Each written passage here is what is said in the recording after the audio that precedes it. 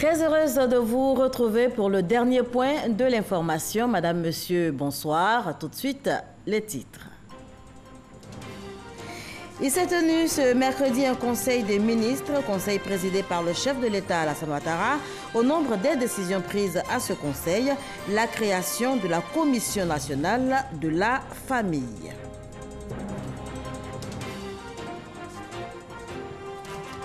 La Corée du Sud vit au rythme des 53e assemblées annuelles de la BAD, Banque africaine de développement, l'industrialisation de l'Afrique au cœur des débats.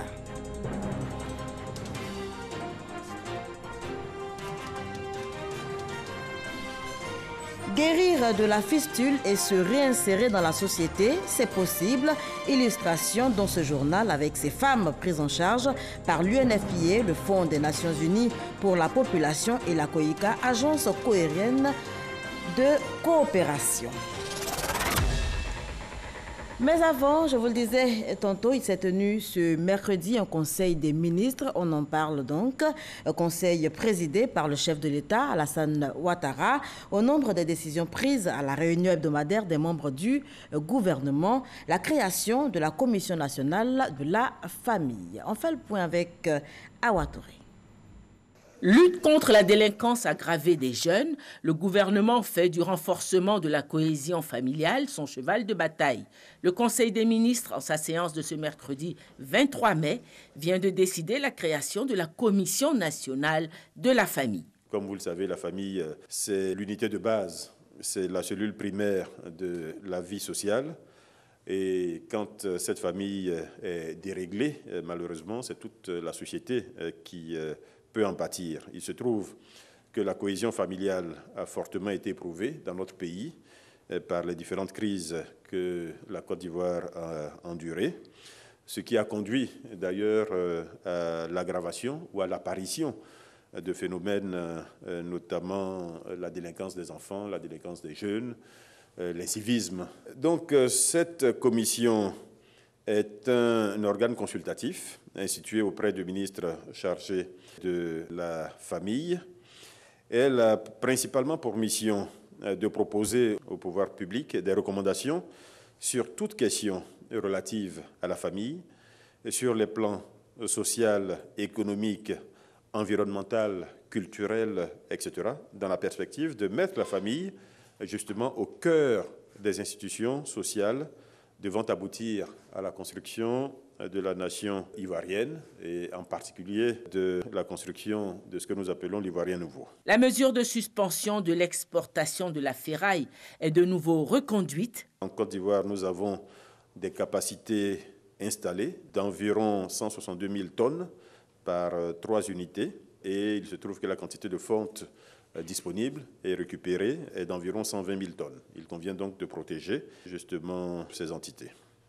Ce décret reconduit donc pour une nouvelle période de 5 ans la mesure de suspension de l'exportation de tout type de ferraille, y compris de la fonte. Le gouvernement va prendre à bras-le-corps la lutte pour la préservation de la forêt ivoirienne, gravement menacée de disparition. Le couvert forestier national est passé de 16 millions d'hectares avant l'indépendance à seulement 3 millions d'hectares de nos jours. Il y a urgence. Le Conseil des ministres a donné son accord pour que de grands moyens au plan logistique soient déployés. Le Conseil présidentiel du 17 mai dernier a validé la déclaration de politique de préservation, de réhabilitation et d'extension des forêts, ainsi que le coût global de sa mise en œuvre. Coût qui est aujourd'hui évalué à 616 milliards de francs CFA sur une période de 10 ans. Aussi, compte tenu de l'urgence induite par le recul constant de notre couvert forestier, le Conseil a autorisé qu'un financement de 4 milliards soit immédiatement dégagé pour les besoins immédiats de l'administration. Tout est mis en œuvre, la surveillance également, puisque le chef de l'État a autorisé que les forces spéciales apportent un appui aux agents des eaux et forêts dans le cadre de la mission de surveillance de nos forêts. Il est par ailleurs demandé à toute la population de s'investir dans ce projet de reforestation de notre pays en demandant à chaque Ivoirien de planter un arbre par an. Cela pourra se faire par exemple à la journée nationale de l'arbre et de la forêt. Le porte-parole du gouvernement s'est par ailleurs prononcé sur 2 faits largement commentés dans la presse nationale, notamment le déguerpissement des 77 familles à Cocody-Danga. Le gouvernement ne tire aucune fierté à voir des Ivoiriens dormir dehors. Le gouvernement compatit au contraire. Cela ne s'est pas fait sans mesures d'accompagnement. Tout cela a été dit très clairement. Sur les 77 familles, une quarantaine a accepté d'ailleurs ces mesures d'accompagnement.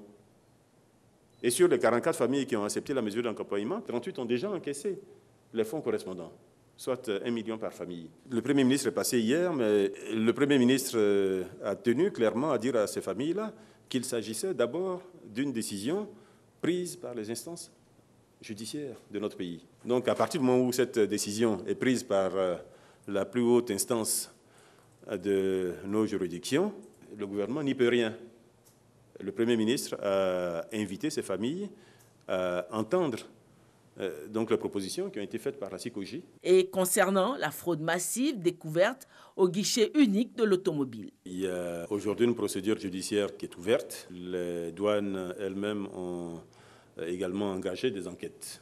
Les enquêtes permettront de situer les responsabilités des uns et des autres. Savoir si certains ont été auteurs, s'ils ont été seulement complices ou s'ils sont seulement victimes. Cela peut arriver aussi. Encore une fois, il ne nous appartient pas de nous prononcer tant que ces enquêtes-là ne sont pas à leur terme. Prochain Conseil des ministres, le mercredi 30 mai. Viviane Aïmé signait ce reportage. Et justement, concernant l'aide au relogement des familles déguerpies de Cocody-Danga, eh bien, 33 autres familles sont invitées à passer à la caisse. Cela dès demain pour encaisser 1 million de francs CFA. Notez qu'il s'agit d'une décision exceptionnelle du gouvernement. C'est ce que nous dit Francis Boifou. C'est une mesure exceptionnelle que le gouvernement a prise mercredi pour 33 familles locataires des maisons de la CICOJ Cocody-Danga. Ce site a été déguerpi par la CICOJ le 8 mai dernier après une décision de justice. Début janvier, la Cour suprême a donné raison à la CICOJ et a autorisé le déguerpissement immédiat de ces personnes. Et ces personnes-là ne bénéficiaient pas d'appui au logement de la part de CICOJ. Donc, sur la base d'une décision exceptionnelle du gouvernement, CICOJ a autorisé et instruit dès demain à faire bénéficier ces personnes du montant d'1 million de francs CFA par famille pour l'appui au relogement.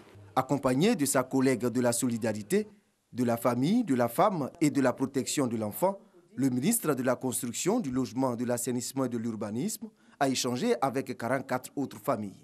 Nous avons convenu que les 6 personnes sur les 44 qui n'avaient pas reçu l'aide au relogement, à leur insertion, de la part de la CICOJ puissent avoir accès de façon immédiate à ces ressources. Une partie a reçu les ressources. Le message, c'est d'essayer de se remettre à l'abri et de libérer le site pour que le site soit disons, assaini. Et au ministre Claude Isaac D d'ajouter que le gouvernement prendra des dispositions pour traiter les cas sociaux. Je vous le disais en titre, la Corée du Sud vit au rythme des 53e assemblées annuelles de la BAD, la Banque africaine de développement. L'industrialisation de l'Afrique, thème au cœur des débats, et plus de 4000 délégués de l'institution prennent part à ces assises. Envoyé spécial en Corée du Sud pour la RTI, Cheikh Koné. L'heure n'est plus au discours, il faut agir vite et passer à l'action. L'industrialisation de l'Afrique, enjeu principal de ces 53e assises de la Banque africaine de développement, n'a pas trouvé meilleur endroit que la Corée du Sud, dont le modèle de réussite en matière d'industrie n'est plus à démontrer. Plus de 4000 délégués de l'institution de développement sont venus des 4 coins du monde. Leur mission, chercher, affiner des stratégies et trouver des solutions en vue de réduire le déficit d'industrialisation, une entrave aux économies africaines. Je suis très content parce que depuis 2012 que je fais le plaidoyer pour l'industrialisation, je sais que c'est difficile parce que l'Afrique est en retard par rapport à tout ce qui est développement technologique et donc l'industrialisation se fera avec beaucoup de difficultés.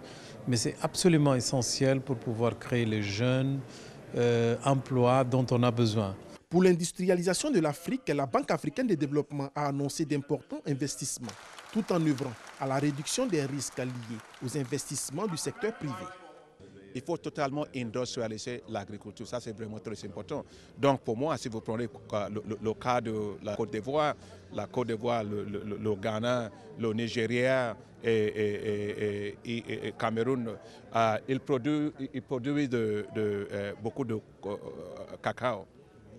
75% de cacao global, c'est produit dans les pays là. Mais le revenu de chocolat au niveau global, c'est 120 milliards de dollars par an. Et le parti de l'Afrique, c'est 2%. L'Afrique ne sera pas seule à porter le poids de cette ambition. Les autorités coréennes ont promis d'accompagner cette révolution industrielle à travers 3 axes majeurs. La révolution technologique, la croissance inclusive et la création d'infrastructures modernes. Nous avons enregistré beaucoup de retard au niveau de la transformation de nos matières premières. Il est impératif, si on veut vraiment développer nos pays, de nous industrialiser. En 1960, le produit intérieur brut du Ghana était 2 fois plus élevé que celui de la Corée du Sud. Un demi-siècle plus tard, grâce à son développement industriel, le pays du matin frais est classé 11e puissance économique mondiale. Un exemple de réussite que la Banque africaine de développement espère pour l'Afrique, d'où la définition de 5 accélérateurs pour la transformation du continent, à savoir nourrir l'Afrique, l'industrialiser, l'alimenter en énergie, l'intégrer et améliorer la qualité de vie de ses concitoyens. De retour en Côte d'Ivoire, je vous invite à aller à la découverte de Zata et de Gbekro, 2 villages du district de Yamoussoukro, 2 villages qui bénéficient des fruits de la coopération entre la Côte d'Ivoire et la Corée du Sud. Ces localités ont été dotées d'infrastructures scolaires et sanitaires, ce grâce à cette coopération soutenue justement par la Banque africaine de développement. On retrouve Francis Boifo. Une école maternelle, un foyer de jeunes à Zata, village situé dans le district de Yamoussoukro. C'est le fruit d'un projet dont la réalisation s'est faite suivant le modèle de développement local de la Corée du Sud. On avait l'habitude de venir imposer les projets à la population. Mais cette fois-ci, le projet est d'un autre ordre. En ce sens qu'on demande à la population quels sont ses besoins. Et c'est la population qui les exprime, qui les met en pratique. Et c'est la population qui concourt à la réalisation effective de ces différents projets. En plus des infrastructures scolaires et sanitaires, le projet Semal Ondong permet à plusieurs artisans de Ngbekro, toujours dans le district de Yamoussoukro, de se prendre en charge. Les tisserands ont pu avoir un prêt pour pouvoir améliorer leurs conditions de vie. Leurs conditions de vie qui consistaient à faire plus de produits de pagne pour pouvoir vendre ces pagnes à leurs besoins. Ils nous ont donné 11 millions. Et le travail se faisait par groupe. Et les prêts sont remboursés à un taux de 1,5%. Et les 0,5%, on mettait dans notre caisse.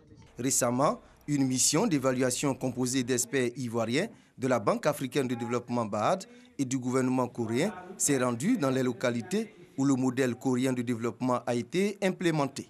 D'après ce que nous avons entendu, les populations sont satisfaites de l'impact que cela a apporté. En ce qui concerne la Banque africaine de développement, nous, ce qu'on peut noter, c'est que les projets Sao Lundong sont en parfaite adéquation avec nos 5 priorités, les 5 priorités stratégiques de la BAD, à savoir éclairer, électrifier l'Afrique, nourrir l'Afrique, industrialiser l'Afrique, intégrer l'Afrique et améliorer la qualité de vie des populations d'Afrique, parce qu'il s'agit en fait d'un changement de mentalité. La Banque africaine de développement BAD entend vulgariser le modèle de développement local de la Corée du Sud à travers plusieurs pays africains. On parle santé à présent, guérir de la fistule et se réinsérer dans la société. Cela est possible. Illustration avec ces femmes prises en charge par l'UNFPA, le Fonds des Nations Unies pour la population, et la COICA, agence coréenne de coopération. Vous le verrez dans le reportage qui va suivre. Après des années de souffrance, eh bien, ces femmes reprennent goût à la vie. Elles ont même commencé des activités génératrices de revenus. Serge Coléa. Lou Kwame Blandine, Andri Amenan Inès, Fatoumata Sissé, Koulibaly Awa. Ces 4 jeunes femmes ont connu durant plusieurs années un destin similaire.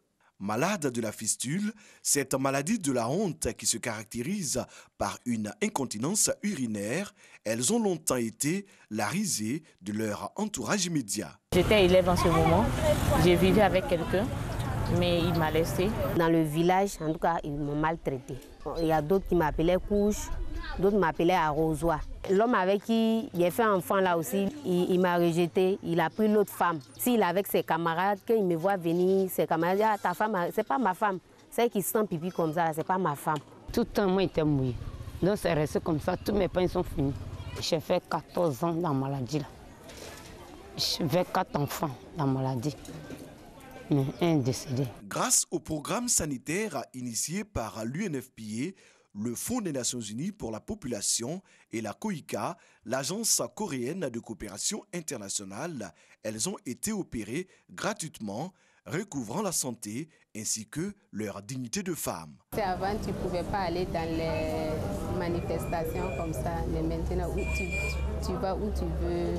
Aujourd'hui, je peux sortir comme je veux. Je n'irai plus derrière mon pain, en tout cas, je me sens à l'aise. Pour aider ces femmes à se réinsérer dans la société, l'UNFPA et la COICA apportent leur appui pour la mise en œuvre d'activités génératrices de revenus. Après l'opération, il y a eu un kit qui m'a permis aujourd'hui de pouvoir vendre et de me prendre aussi en charge. Actuellement, j'ai un homme, je projette d'avoir un enfant. Nous avons prévu financer 500 femmes. On les forme et les finance pour qu'elles puissent réintégrer la société, n'est-ce pas, avec beaucoup de dignité. Aujourd'hui, ces ex-malades ne sont plus bannies. Elles arrivent à se prendre en charge.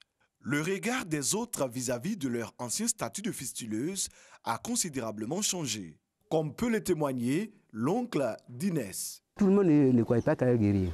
Ceux même qui se moquaient d'elle s'approchent d'elle maintenant. Tout le village maintenant l'aime. Le projet de réinsertion des ex-fistuleuses de l'UNFPA et de la COICA va s'étendre à toutes les régions de la Côte d'Ivoire où cette maladie touche les femmes. Il s'agit de redonner le sourire à ces ex-malades qui reprennent peu à peu goût à la vie après avoir connu les affres de la fistule. Voilà, guérir de la fistule, c'est donc possible. Une délégation de la société mathématique a été reçue par la ministre de l'Éducation nationale, de l'enseignement technique, Kandia Camara. Il a été question, lors de cette rencontre, de la participation des meilleurs élèves en mathématiques aux Olympiades internationales et panafricaines des mathématiques. Patricia Omouetia. Ils font aujourd'hui la fierté de l'éducation ivoirienne. Ces 12 lauréats, issus du concours national de mathématiques, iront représenter l'État ivoirien à l'international. Parmi eux, 6 seront à Cluj-Napoca en Roumanie pour les Olympiades internationales de mathématiques du 4 au 14 juillet 2018. Et les 6 autres se déplaceront dans un mois du 23 au 30 juin à Nairobi au Kenya pour les Olympiades panafricaines de mathématiques. Une performance qui ne peut laisser la ministre de l'Éducation nationale indifférente. Elle a aussitôt fait un don de 5 millions de francs CFA pour soutenir ces actions de la Société de mathématiques. Depuis 40 ans, vous vous battez pour faire des mathématiques une discipline ordinaire, une discipline comme les autres. Depuis 40 ans, vous vous battez pour démontrer que les mathématiques, ce n'est pas sorcier et que c'est à la portée de tous, y compris les jeunes filles, avec le concours Miss Mathématiques. Comment ne pas vous rendre hommage?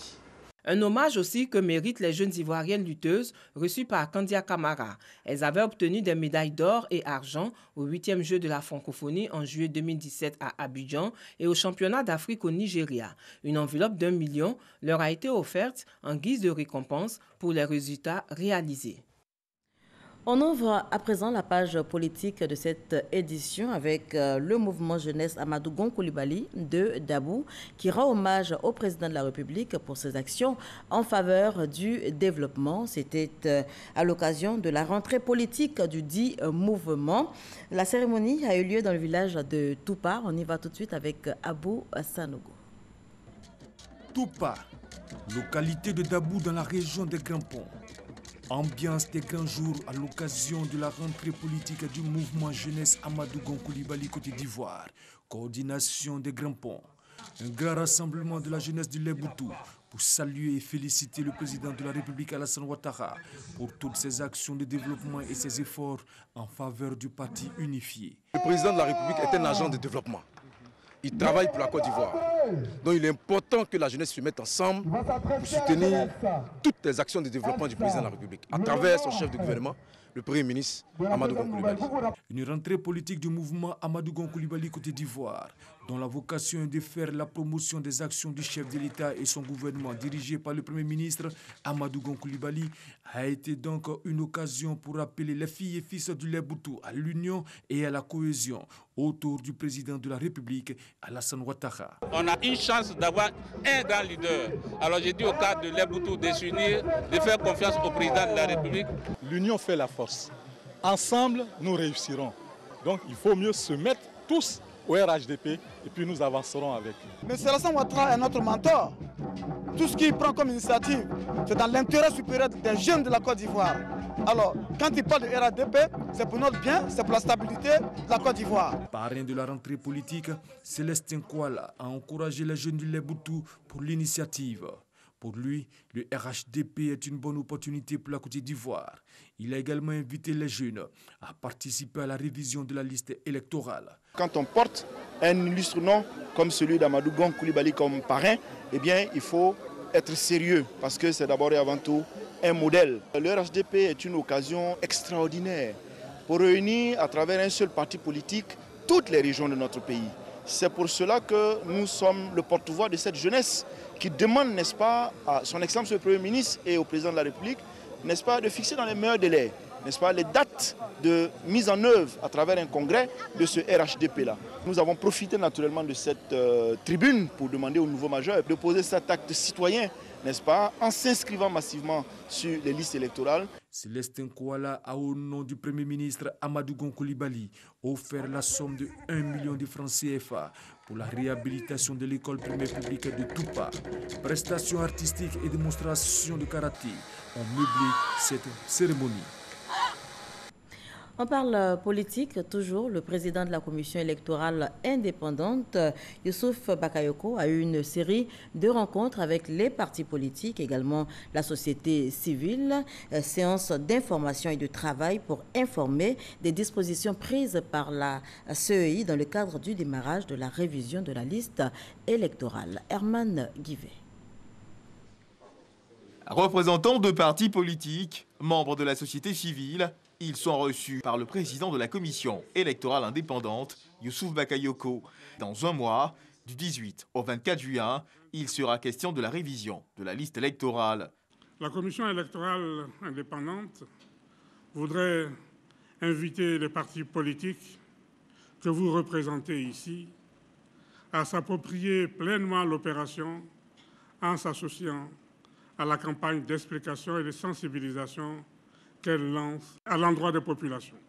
Il s'agira pour vous d'expliquer à vos cibles, militants et sympathisants, l'intérêt pour eux de se mobiliser pour prendre part au processus de révision de la liste électorale afin de pouvoir, le temps venu, participer au choix des personnes et des équipes qui auront à décider et gérer leur avenir, tant au niveau national qu'au niveau local. Échange fructueux, séance de questions-réponses, des représentants de partis politiques plutôt satisfaits. Nous nous sommes accordés, nous avons félicité la CEI d'avoir facilité la tâche aux populations parce que les pièces requises sont la carte nationale d'identité ou l'attestation d'identité délivrée par l'ONI ou le certificat de nationalité. C'était des réclamations ou des souhaits que les partis avaient émis pour que le nombre de pièces soit le plus large possible afin de permettre au maximum de nos concitoyens de participer à cette opération. Et cette année, la CEI ouvre 10 580 lieux de vote. Nous pensons que c'est un effort qui a été fait et nous voulons féliciter la CEI. Nous sommes en mission depuis très longtemps. Nous avons presque tout arrêté pour pouvoir mettre nos militants en ordre de bataille. Idem pour les membres de la société civile. Nous avons été heureux d'être convoqués par la CEI, ce qui nous met en mission, mais nous faisons déjà le plaidoyer auprès des autorités pour nous aider à faciliter l'établissement des documents administratifs à la population. Toutes les organisations de la société civile qui œuvrent dans le domaine des élections travaillent en bonne intelligence avec la CEI. On est totalement en phase et nous repartons outillés et satisfaits. Les personnes qui auront 18 ans au 31 mai 2018 pourront s'inscrire sur la liste électorale. À compter du 25 juin, toutes les informations collectées seront convoyées vers Abidjan. La liste électorale provisoire sera publiée le 18 juillet, affichée le 19 juillet et marquera l'ouverture du contentieux pour le traitement des réclamations. On poursuit en images, comme il est de coutume en période de Ramadan. Le président Alassane Ouattara a fait don de vivres à la communauté musulmane de Côte d'Ivoire. Le don remis par le conseiller spécial du président de la République chargé des cultes, Drissa Koné, au Conseil supérieur des imams, COSIM, se répartit comme suite. Plus de 35 tonnes de sucre et 74 tonnes de riz pour les structures et associations islamiques et 343 tonnes de sucre et 749 tonnes de riz pour l'ensemble du territoire, en plus d'une enveloppe de 1,5 million de francs CFA. Notez que ce geste de chef de l'État vise à soutenir les musulmans de Côte d'Ivoire en cette période de jeûne.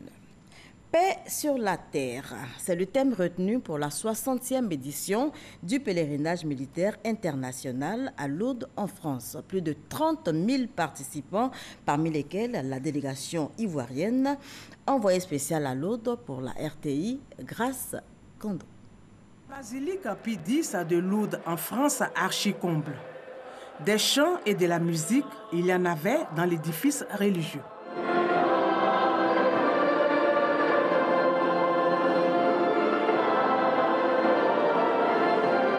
Ce à l'occasion de la 60e édition du pèlerinage militaire international. La rencontre a réuni plus de 30 000 participants venus de 56 pays, dont la Côte d'Ivoire qui est à sa 17e participation. Un militaire sans foi est forcément dangereux parce que nous utilisons les armes. Nous avons besoin de canaliser notre énergie, notre psychologie, notre façon d'être avec la foi. Les militaires doivent montrer clairement qu'on doit choisir le bien comme voie à suivre. L'intérêt, c'est surtout d'abord la paix entre les militaires. Parce que quoi qu'il en soit, tout ce que nous faisons, on finit toujours par s'asseoir pour faire la paix. Nous venons puiser des vertus de simplicité, d'humilité, de service de soi, de foi, de mise à disposition, de charité. En plus de son caractère spirituel, le pèlerinage militaire est aussi un moment d'échange, de fraternité et de renforcement des liens entre les différents corps d'armée. La 60e édition du pèlerinage a été aussi consacrée à la mémoire de Bernadette de Soubirou, une adolescente à qui la Vierge Marie est apparue 18 fois il y a 160 ans cette année à Lourdes. Autre temps fort, une cérémonie hommage aux militaires de Lourdes tombés au front pendant la Première Guerre mondiale 1914-1918. Nous rendons hommage à tous les morts combattants de toutes les nations, à tous les morts d'hier et d'aujourd'hui. Ils méritent tous d'être mis à l'honneur pour leur dévouement, leur sens de l'engagement et du sacrifice. Un défilé militaire des 56 pays présents à cette cérémonie a été exécuté dans les rues de Lourdes. On poursuit en images avec cet hommage. Le ministère des Affaires étrangères rend hommage à l'ambassadeur Bernard Tano Bouchoué, décédé le 18 avril dernier à New York. C'est une cérémonie en honneur de celui qui a été pendant 8 mois le représentant permanent de la Côte d'Ivoire aux Nations Unies, qui a eu lieu. Ses collègues, parents et amis lui ont rendu un ultime hommage au sein donc de l'institution qu'il a servi avec abnégation. Le vice-président Daneka Blandenka a témoigné par sa présence, la reconnaissance de l'État ivoirien à l'illustre disparu. Notez que l'enterrement aura lieu ce samedi à Grand Laou. À présent, l'actualité internationale a commencé par la France, où le président Macron a reçu ce mercredi le président rwandais Paul Kagame.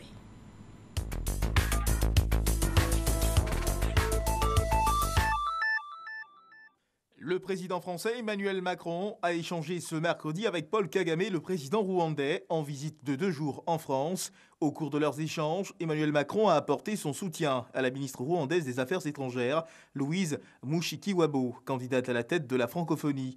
Les relations entre Paris et Kigali sont extrêmement tendues depuis le génocide de 1994 au Rwanda, mais les chefs d'État des 2 pays tentent progressivement de renouer des liens. Dans la péninsule coréenne, les préparatifs sont en cours pour le démantèlement du principal site d'essai nucléaire nord-coréen. Le régime de Kim Jong-un a invité 10 médias étrangers à assister en direct à l'effondrement de ces tunnels qui ont servi à 6 explosions nucléaires souterraines depuis 2006. Le sommet historique prévu le 12 juin à Singapour entre le président américain et le dirigeant nord-coréen est toujours incertain. Donald Trump, qui recevait mardi dernier le président sud-coréen à la Maison-Blanche, a déclaré un report possible de la rencontre. 3 semaines tout juste avant une rencontre que le président américain n'a cessé de présenter comme historique, le doute subsiste sur la tenue du sommet de Singapour. Compte rendu de Laurence Hacho et de Herman Guivet qui met un terme à ce journal. Merci de l'avoir suivi. On se retrouve demain, même heure.